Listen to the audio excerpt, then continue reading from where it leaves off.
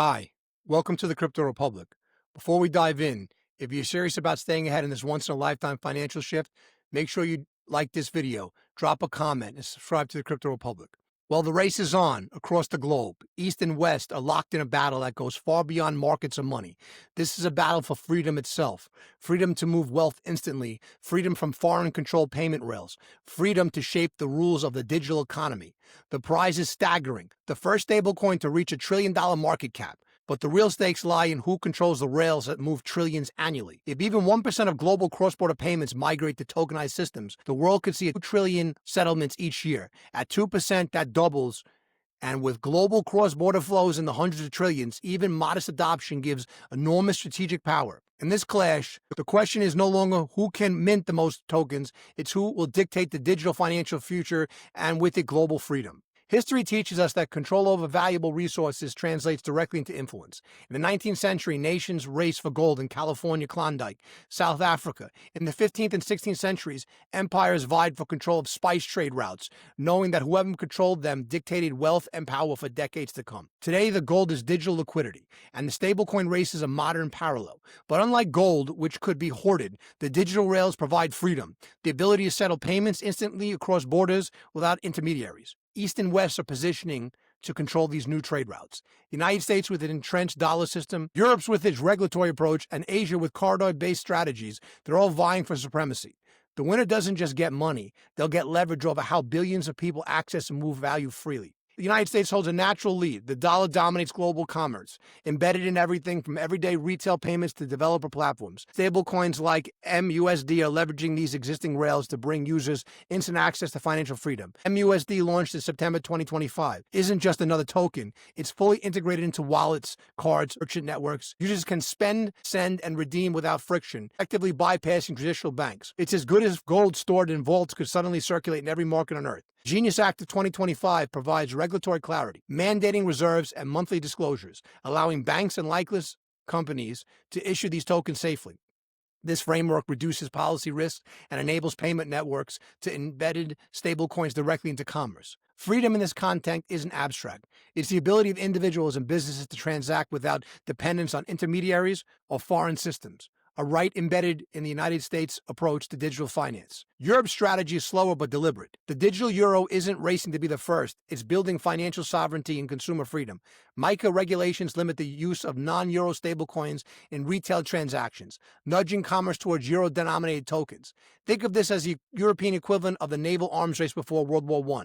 Methodical, precise, and designed to ensure strategic dominance without overextending. By early 2026, legislation will lay the foundation for a multi-year rollout, giving European merchants and consumers the freedom to transact on domestic, reliable digital rails. It's a long game here, focused not on rapid adoption, but on ensuring that the euro remains the default choice for daily transactions, safeguarding Europe from dependence on foreign-controlled financial infrastructure.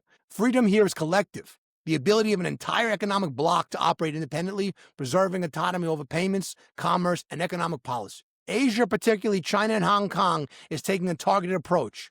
AXCNH, pegged to the offshore yuan, is live in Hong Kong under a regulated framework. Its goal isn't global adoption, but strategic control of trade corridors. Much like medieval cities controlled key trade routes, freedom in this context is subtle but powerful. The ability for businesses to select corridors to settle quickly and efficiently without exposure to external policy shocks. Mainland China's cautious approach ensures stability, limiting risk while allowing controlled experimentation in tokenization. Recent ruble stablecoin experiments in sanctioned markets further show that the policy-aligned digital tokens can enable freedom in restricted corridors, even when total market capitalization is small. In Asia, the race is not about speed, but policy, control, corridor dominance. A reminder that freedom often comes in careful, measured steps. Market capitalization reflects who has influence and freedom in this race. Here's the current snapshot. USD pegged stablecoins hold $292 billion. USDT holding 59% of that.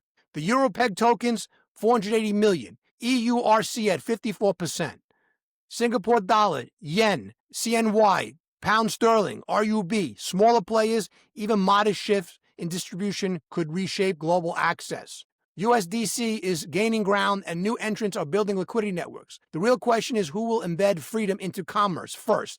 making stablecoins a seamless part of daily life rather than just an investment vehicle. Freedom is operational. It's about who can send money instantly, spend without friction, and access a currency that cannot be blocked or constrained by foreign powers. To reach $1 trillion from $292 billion today requires extraordinary growth. The first $1 trillion stablecoin won't just be a number, it will be a symbol of economic freedom and control. Early movers will embed distributions like MUSD into the US, have the advantage, similar to early industrial giants who built infrastructure networks that competitors could not replicate. Freedom in digital finance is like electricity in the 19th century. Whoever builds a network first defines who can use it now. The winners will be defined by three critical pillars: distribution, embedding, stablecoins directly into commerce, payroll, and invoicing. Rulebooks, clear regulation that protects users and businesses, allowing innovation without legal uncertainty. Corridors ensuring liquidity and convertibility in controlled markets, especially where policy may limit adoption. Freedom isn't just about speed, it's about access, choice, and reliability. US, Europe, and Asia each pursue these pillars differently. The tortoise and the hare analogy fits perfectly. Speed, patience, and strategic control all matter. The $1 trillion stablecoin isn't just a milestone in finance, it's a battle for freedom, influence, and sovereignty. Will the U.S. leverage its embedded network to sprint ahead? Will Europe build enduring domestic autonomy? Will Asia dominate strategic corridors? History shows that empires rise and fall based on who controls trade and currency. In this new digital age, the rails that settle value define freedom itself. The race has begun and the world is watching. This opened your eyes. Smash that like button. Leave a comment with your thoughts. Turn on notifications and most importantly, subscribe to the Crypto Republic, bringing you the truth about XRP, global banking moves, and the wealth transfer already underway. Don't just watch history happen. Stay informed, stay ahead, stay in the Republic.